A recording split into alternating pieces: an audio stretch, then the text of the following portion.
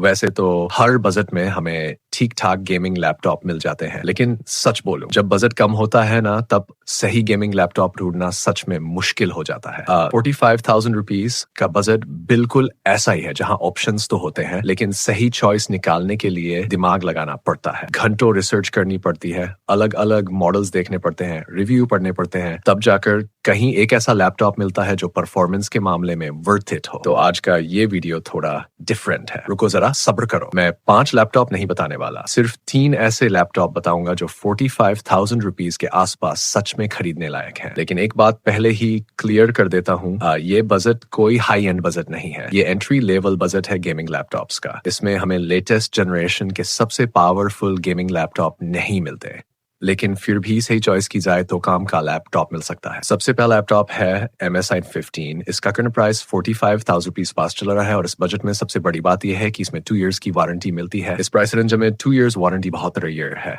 इसके अंदर AMD Ryzen 5 5535HS processor मिलता है। ये 6 कोर्स और 12 थ्रेड्स वाला प्रोसेसर है और इस प्राइस के अकॉर्डिंग पूरी तरह वर्थ इट है। गेमिंग हो या हेवी टास्क, ये लैपटॉप आराम से हैंडल कर लेता है। इसमें 16 GB मिलती है जो 64 GB तक एक्सपेंडेबल है। स्टोरेज 512 GB SD मिलती है और वो भी एक्सपेंडेबल है। डिस्प्ले की बात करें तो 15.6 inch full HD IPS level anti glare display मिलती है जिसमें 144 हर्ट्ज का रिफ्रेश रेट है। ग्राफिक कार्ड RTX 2050 दिया गया है 4 GB GDDX VRAM के साथ और 45 वाट TGP मिलती है। गेमिंग टेस्ट में मैंने Valorant और GT5 खेली। Valorant में फुल HD हाई सेटिंग पर 60 to 180 FPS आराम से मिल जाते हैं। GTA हाई सेटिंग पर 50 to 70 FPS मिल जाते हैं। इसमें 52.4 वाट आवर की बैटरी मिलती है और ओवरऑल ऐसा लैपटॉप है जिसे इस बजट में आप बिना ज्यादा सोच ही दसते हो। अब दूसरा लैपटॉप है SSTU गेमिंग F15। ये लैपटॉप 47,000 रुपीज, इसके अंदर Intel Core i11 260 सर मिलता है। अगर Intel की बात करें तो इस बजट में इससे ज्यादा पावरफुल प्रोसेसर और कोई नहीं मिलता। 13th जनरेशन चाहिए तो बजट बढ़ाना पड़ेगा, लेकिन 45,000 रुपीज के हिसाब से ये प्रोसेसर ठीक है।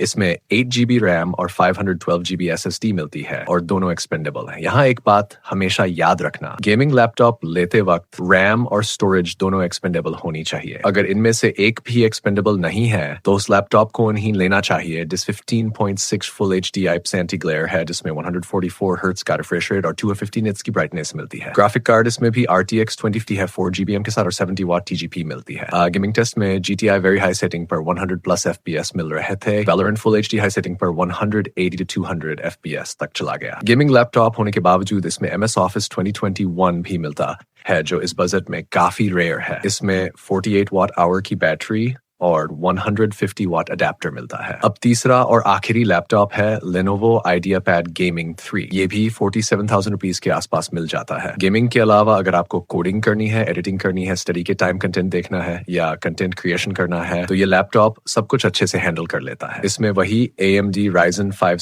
5535HS प्रोसेसर मिलता है जो इस बजट में AMD का सबसे पावरफुल प्रोसेसर माना जाता है। इस लैपटॉप में मिलिट्री ग्रेड ड्यूरेबिलिटी मिलती है जिससे इसकी बिल्ड क्वालिटी सर्टिफाइड हो जाती है और लैपटॉप की लाइफ काफी बढ़ जाती है। इसमें कैमरा शटर, बैकलिट कीबोर्ड और फास्ट चार्जिंग का सपोर्ट भी मिलता है। गेमिंग लैपटॉप्स की सबसे बड़ी दिक्कत बैटरी होती है, लेकिन इसमें 50% बैटरी सिर्फ 30 मिनट्स में चार्ज हो जाती है। साथ ही 3 months Xbox गेम पास भी मिलता है। इसमें 16 GB रैम और 512 GB SSD मिलती है।